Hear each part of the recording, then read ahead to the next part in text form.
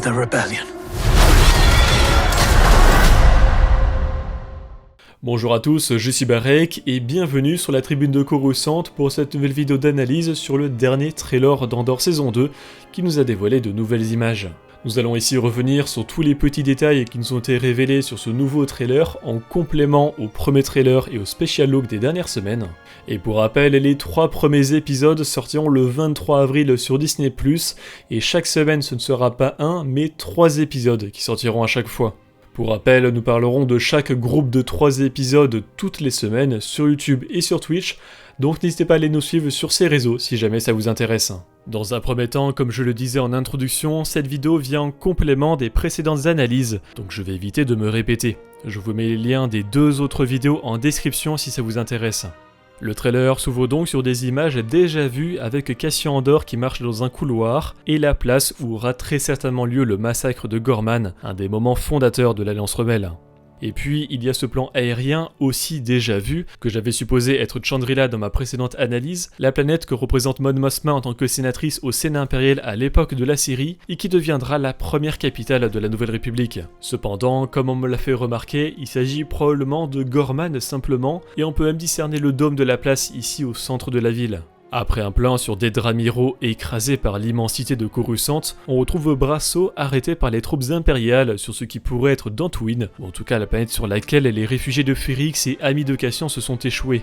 Au fond passe un nouveau modèle de transport de troupes impériales, à moins que je ne le reconnaisse pas.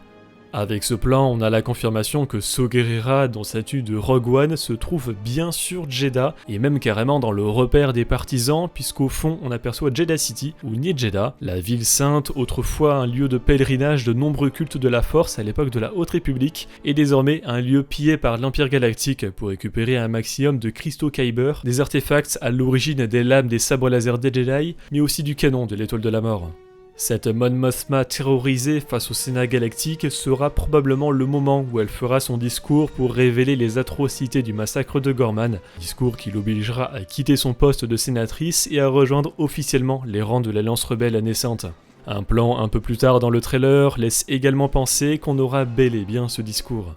The monster will come for us all! Sur ce qui semble être Dantooine, on y voit la vie des paysans avant que l'Empire ne débarque, et les personnages de la première saison semblent être bien intégrés, avec B2 Imo ici, ou encore Brasso, Bix Kalin et Wilmon Pack là.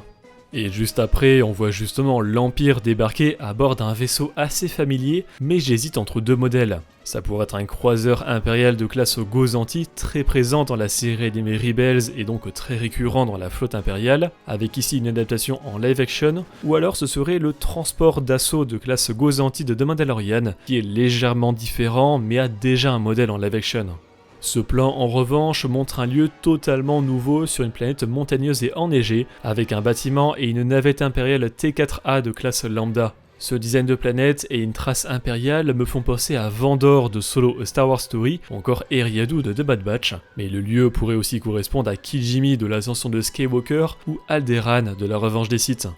J'aime beaucoup ce plan qui est aussi nouveau sur le bureau central du BSI, le bureau de la sécurité impériale, et ses postes de vigile avec des Stormtroopers.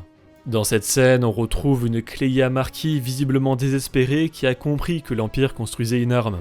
Ça fait assez bizarre de voir ce personnage dans une telle situation en comparaison à la façon dont elle était représentée dans la saison 1, la seconde de Lucen Rail sur Coruscant. Sur cette image, on se retrouve sur une planète enneigée et possiblement la même que je citais juste avant. On y retrouve les partisans de Saw Gerrera de Rogue One, avec Moroff et les frères Two Tubes, Edrio et Benthic. Derrière le groupe se trouve le cargo YV-865 de classe Aurore, vu sur D'Icar dans les précédentes images. Ce vaisseau est donc bien affilié aux partisans, comme le laissaient penser les X-Wing du premier trailer. Ici, avec cette scène, je pense qu'on peut dire qu'on a bien la confirmation que les scènes de célébration sont issues du mariage entre Leyda Mothma et Stekan Skulden. Les 4 parents sont d'ailleurs bien présents avec Mon Mothma, Perrin Fersa, Davos Skulden et Runai Skulden. Si ce visage vous est familier, c'est normal puisqu'il s'agit de l'acteur Thierry Godard, acteur français ayant joué dans Cœur Noir, un village français, Welcome, Engrenage ou encore Les Impatientes. Et ici encore, un nouveau lieu forestier avec des techniciens qui se font tirer dessus près d'un taille impérial, logiquement le chasseur expérimental que pilotera Cassian.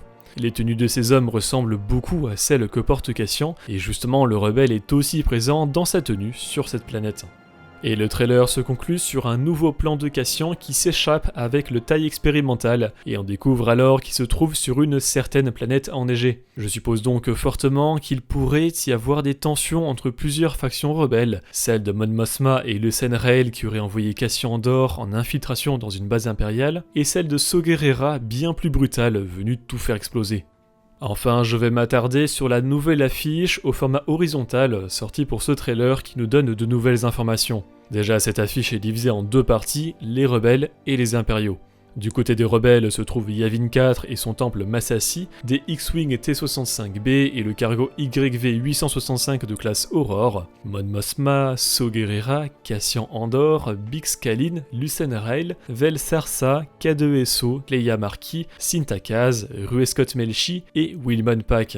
Et du côté de l'Empire Galactique, l'étoile de la mort en construction comme vu à la fin de la première saison, des destroyers stellaires de classe Impériale, des chasseurs taille Hélène, une navette T4A de classe Lambda, Lio Partagaz, Orson Callan Krennic, Dedra Miro, Cyril Karn, Vanis Tigo, ce qui semble être deux nouveaux personnages, des Stormtroopers, des Tank Troopers installés dans des tanks d'assaut occupants TX-225 GAVW et un Range Trooper.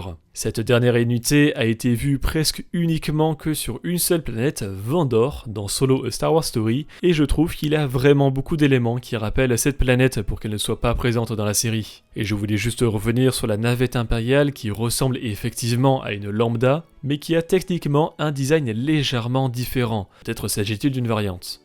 Les 3 premiers épisodes sortiront donc le 23 avril sur Disney+, et le rythme sera de 3 épisodes chaque semaine. Et aussi de manière hebdomadaire, nous vous proposerons sur cette chaîne YouTube une critique et une analyse des références, et on pourra aussi en discuter ensemble sur Twitch. N'hésitez pas à nous suivre sur nos différents réseaux sociaux, les liens sont dans la description, et le planning des lives Twitch est révélé tous les lundis en story Instagram et sur Discord.